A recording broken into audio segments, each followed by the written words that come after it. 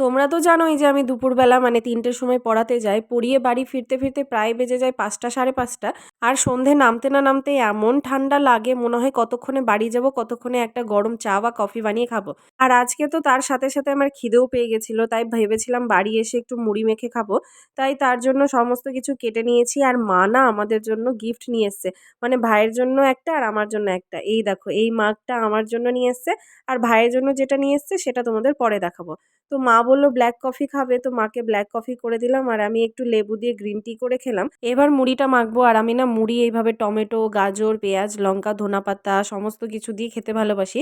আর আজকে তো একটু বাদামও রোস্ট করে নিয়েছিলাম যেটা দিয়েছিলাম মুড়ির মধ্যে। কিন্তু মা নিজের মুড়িতে নিয়ে নিয়েছে একটু চানাচুর, কিন্তু আমি চানাচুর খাই না, খেলে প্রচণ্ড গ্যাসে ভুগতে হয় আমাকে। তো যাই হোক টিফিন করে এখন করব একটু এক্সারসাইজ। আর এক্সারসাইজ করার পর থেকে আমি একটা জিনিস ফিল করতে পারছি, আগে আমার শরীরে প্রচণ্ড প্রবলেম হতো কিন্তু এই ৪-৫ দিন ধরে যখন এক্সারসাইজটা শুরু করেছি, একটা আলাদা এনার্জি বডিতে ফিল করছি। আর হ্যাঁ, এবার হয়তো তোমাদের মনে হতে পারে যে আমি ওভারওয়েট হয়ে যাচ্ছি বলে এক্সারসাইজ করছি।